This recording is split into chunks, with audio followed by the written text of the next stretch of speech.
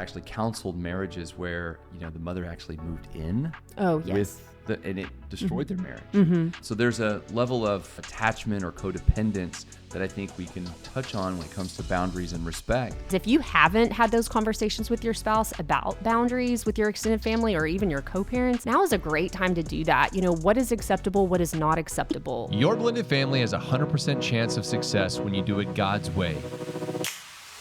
We are Blended Kingdom Families, and we want to provide biblical resources to heal and restore families with a message of hope for the next generation. Let's get after it. Hey guys, welcome back to the BKF podcast. We are excited to continue our series on extended family relationships. Yes. Last week, we really dove into the importance of family and love and forgiveness. So if you haven't already, push pause, go back, watch that one, and then come back and join us. Also, if you haven't, like, share, comment, review. We love to hear from you. In a few weeks, we're going to be doing Q&As, and we're going to be answering a lot of questions just from you. So don't miss an opportunity to shoot us what's going on in your family and what you want us to talk about, which would be great. So we're excited to be back, continuing the series on extended family relationships. Let's just do a real brief recap. So when we say extended family, what are we including? Yeah, I think any family outside of the core unit. And so that can be grandparents, aunts, uncles, cousins, nieces, nephews. Second cousins twice removed. Sure. Yeah. All the above. The crazy uncle that lives next door. Yeah. All those different people.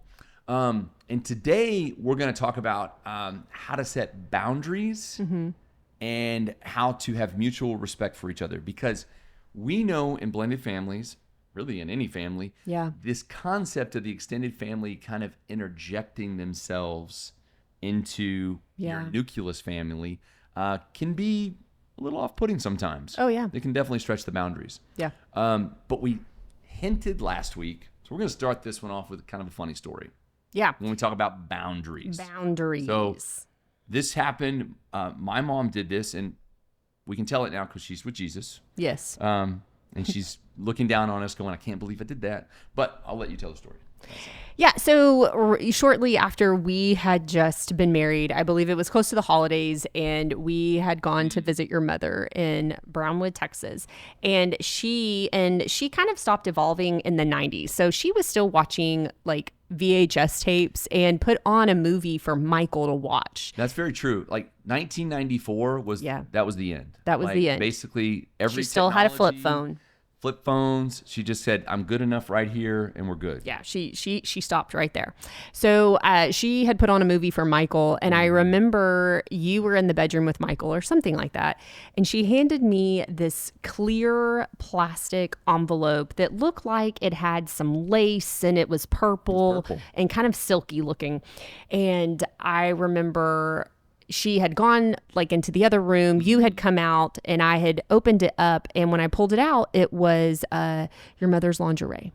It was a purple one too. It was a purple one. Now, my mom wasn't. You and my mom's build wasn't the same. Yes, different build, and but this was a passed down gift for me, and I didn't really know what to say in the moment. And then when I showed you, you kind of had a very your response was it was I'm gonna say it's a funny one. It may not have been a holy one, but it was we were shell shocked, to say the least, that his mom. And when you held it up, you were like, you held it up, and I was like, yes. So my brain had to like take 2 or 3 steps before I understood what that was. So talking about crossing boundaries, I didn't really know what your mom was trying to infer by doing that. But one thing that I loved about your mom is that she loved to give gifts. So every time Scott's mom would come and visit, she would bring something that was hers from the shed, that was yours, that you grew up with, but was like, I wanted to give this to you. So it was old. And anyways, long story short, I finally had to have a conversation with her, just saying like, hey, we don't want any more gifts. Like, we don't need gifts. Scott and I are not clutter people. And so, that's one funny example of so if you've ever been how we had to set boundaries. Down lingerie from your mother-in-law, we want to hear from you, because I believe that story will live on in infamy. Oh my gosh. I'll never forget it. We'll tell that story forever. Yes. But getting back to boundaries, lingerie. and respect, Yeah. the importance of setting healthy boundaries, Scott. Why is it important to set healthy boundaries with extended family, for your blended family? Okay. So before I say that, I want to kind of just draw a distinction here. This is one of the things that I think a lot of people don't separate. When you get married, you are not technically joining somebody else's family. Mm-hmm. They are not joining your family. Yes. You are creating your own family, Yeah. and then you have extended family relationships. I think that's a really important point that a lot of people fail to really just translate. Yeah. We understand the importance, and everybody's a little different. Yeah. So I think, when you're in a blended family, you don't, like, hey, I'm real close to my parents. Hey, I'm not real close. Hey, they live far away. Hey, they live next door. Yeah. We've seen these things play out in a lot of different ways. But the importance of boundaries is it sets the expectations for how things are going to, I'm going to use the word govern, how things are going to flow, what's going to be acceptable, what's not going to be acceptable. And that really applies in so many different areas. I think when I hear the word boundaries, I think a lot of it in the sense of saying, hey, listen, our time at home is special. Yeah. So showing up unannounced, showing up, with different items, or showing up when basically you didn't ask to be there. Yeah. I think that's one of the physical boundaries that we set. Yeah, I think there's physical boundaries, coming in uninvited. And so I know that was something that we actually dealt with your mom. She would have a lot of doctor's appointments in the DFW area, and she would ask you, but she wouldn't ask me. And so she would bypass me and ask you or let you know. And Scott's not always the best at informing me on things. So all of a sudden, I thought it was a big deal. I thought, So a lot of times, like, she would show up unannounced and I had no idea, or I would have plans, and it's not that I didn't want her to be there. It was just that it felt intrusive. And then when you feel like extended family when I felt like she was going behind my back to go to you, it obviously created some tension. And, I wondered why did she not feel comfortable enough to come to me? Or, it made me feel like I didn't have a voice in the situation, which then can cause issues in the marriage. It never caused issues in our marriage. I think we were always open and talked about it and, worked through that. But I think, even when your extended family is going to one of you and not coming to you together, that can feel like you're being left out. Well, and I think in those situations, you say, well, they asked me and I said yes, and I wasn't going to say no. Yeah. I would just assume that was cool with you. Yeah. But I think in those situations where you have, the home, and just to kind of draw this funny thing, but guys know, like, anybody can come over to my house, and I don't really care when. Yeah. That's not the same for you. No. Like, the house needs to be right. It needs to be right. It needs to be right for that to happen. And I think there's a level of boundary or respect that you have for your spouse that says, hey, I can't just invite my parents over anytime, because that may not be in line with what you want that night. Or maybe you've had a really hard day and you just want to relax and you don't want to entertain. I know wives and moms feel like when somebody walks in, they've got to put on, the Ritz and say it's got to all be done. Your parents or aunt and uncles, or if they're bypassing your spouse and not being inclusive, it can feel like a lack of respect or honor for your home, for your marriage, for yourself.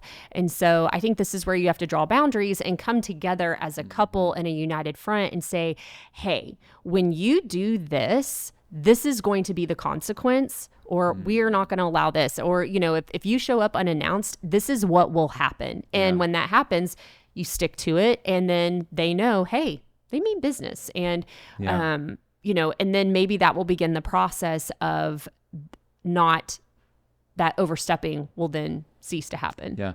I'll also go a little step further here. I know that I've actually counseled marriages where, the mother actually moved in. Oh, yes. And it destroyed their marriage.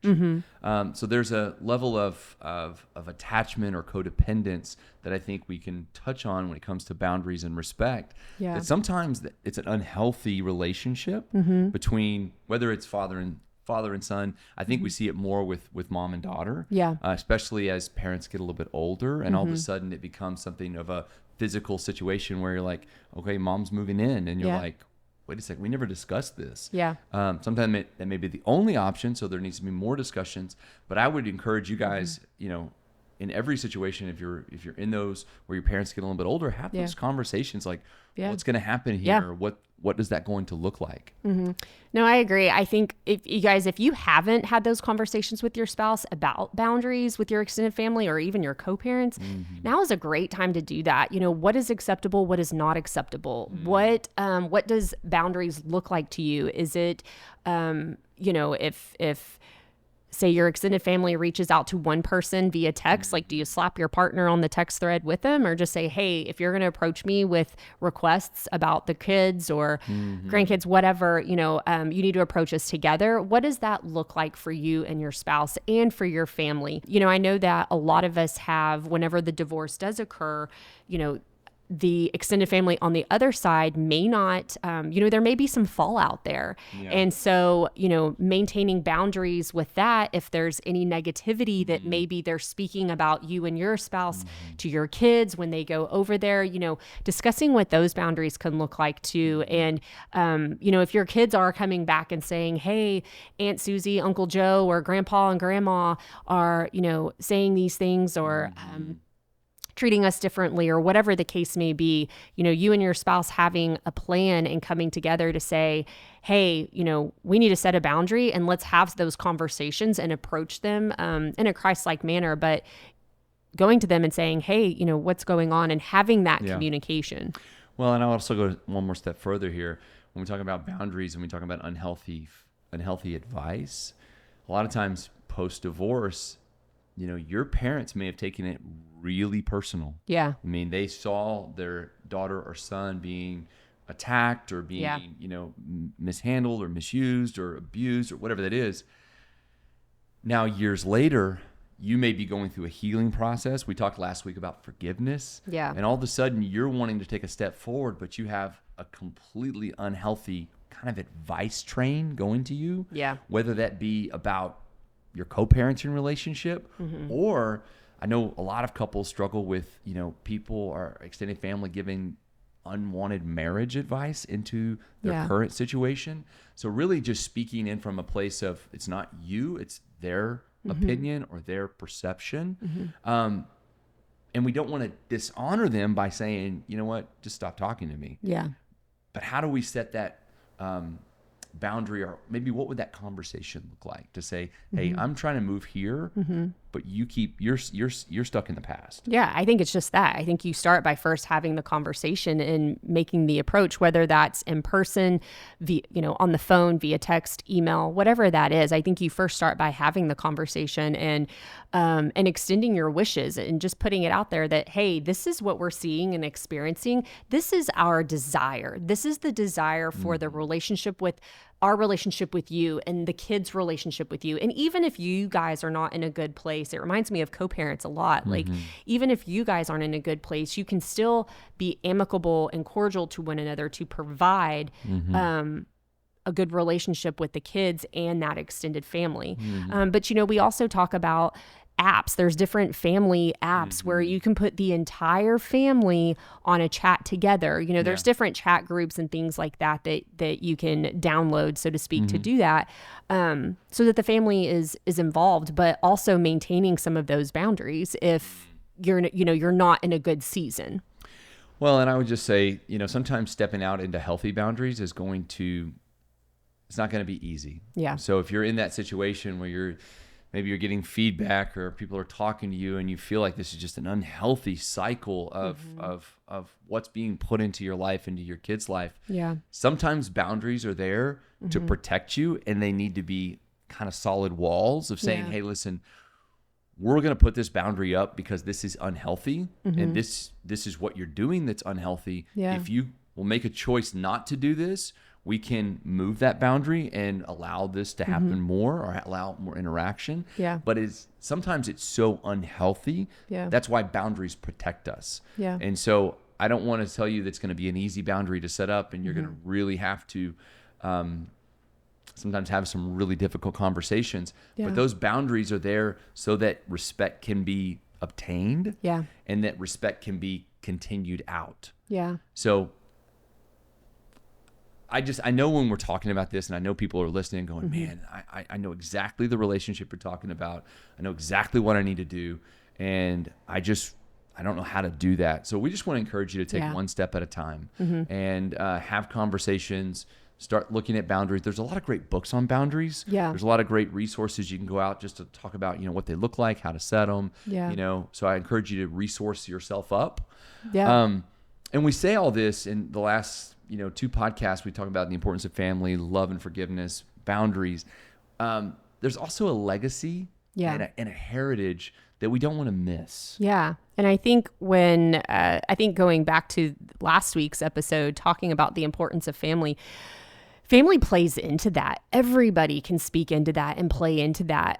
Yes, it starts with the nucleus family. It starts with your core family, but there is so much wisdom and there are gifts that our extended family can give, not only us, but to our children. And so I think that is so important when it comes to legacy and building a future legacy and letting the legacy builders, the ones before you, help guide and lead in that. Yeah.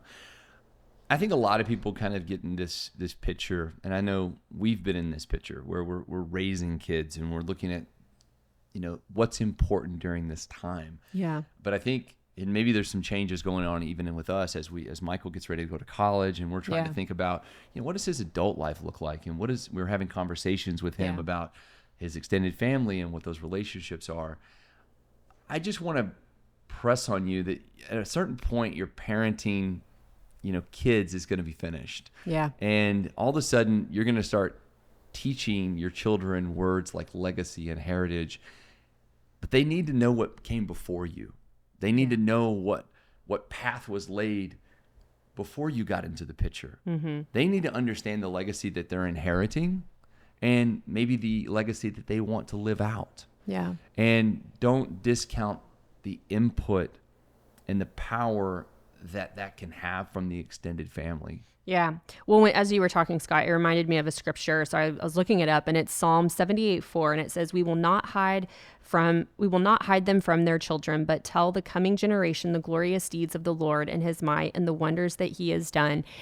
And I think this is where those extended family relationships and, the grandparents or the aunts and uncles, great aunts and uncles, they have already lived a life and they have walked a road, and they can share the mighty things that the Lord has done in their life and pass down those stories and pass down those gifts, so to speak. And so I think that's another just great reason why the extended family relationships are so important and really vital, I think, in the spiritual, emotional, and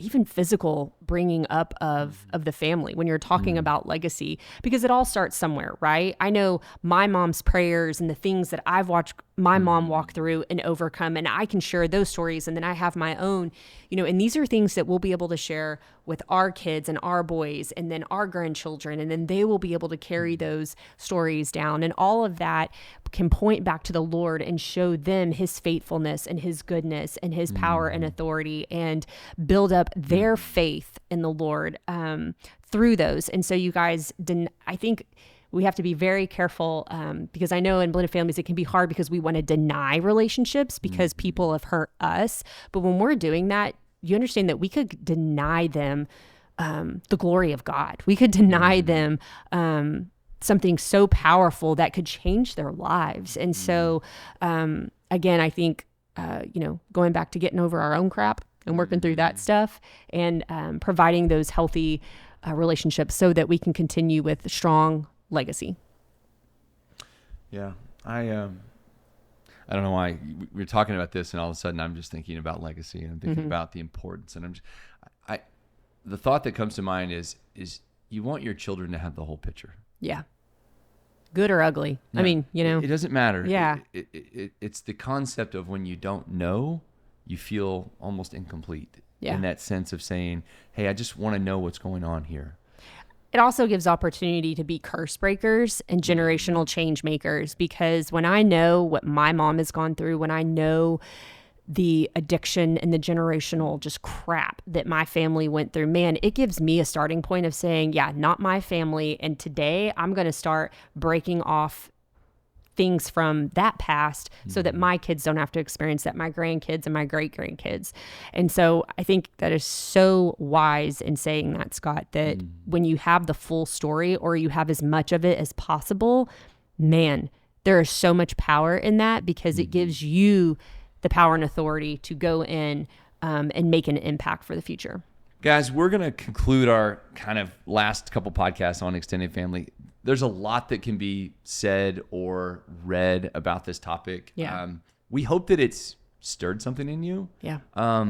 We hope that it's gotten you to a point where whether you're going to have that difficult conversation, or maybe you're going to send that text, or maybe you're going to extend that invite. And maybe your decision will be the bridge that, again, extends a legacy and extends a heritage of really good things for the years to come. We pointed to this resource last week. I don't want to leave without pointing you again. We have some really dear friends, Dave and Ashley Willis, who wrote a incredible book called Married into the Family. Yeah. And it's not necessarily from a blended family perspective, but it deals with extended family relationships. It's one of those books for everybody, you guys, whether you're blended or not. Yeah. Yeah. So these guys are absolutely wonderful. It's a great biblical resource for those who are dealing with this. You can get it on Amazon right now. It's called Married into the Family. Go check it out. Yep. And then next week, we're going to start a new series, right? Yes. We're going to do one on dating. Dating. Do you remember what it's like to date me? We're coming up on 10 years of marriage. 10 years, y'all. We're going to reminisce about the good things that we did right. Yeah. And maybe some of the things that we were like, hey, God was protecting us. Not so right. Not so right. But Not so anyway. right. Okay. Guys, thanks for being with us today. We hope you've enjoyed this episode. Don't forget to like, share, comment, leave us a review. We'd love to hear from you. You guys take care and have a wonderful day. Be blessed in all that you do. Hey guys, so glad you were here with us today, and I hope you enjoyed today's episode. And you can find more resources from Blended Kingdom Families at blendedkingdomfamilies.com. Join us again next time as we hang out with more amazing podcast guests. And remember, nothing will be impossible with God.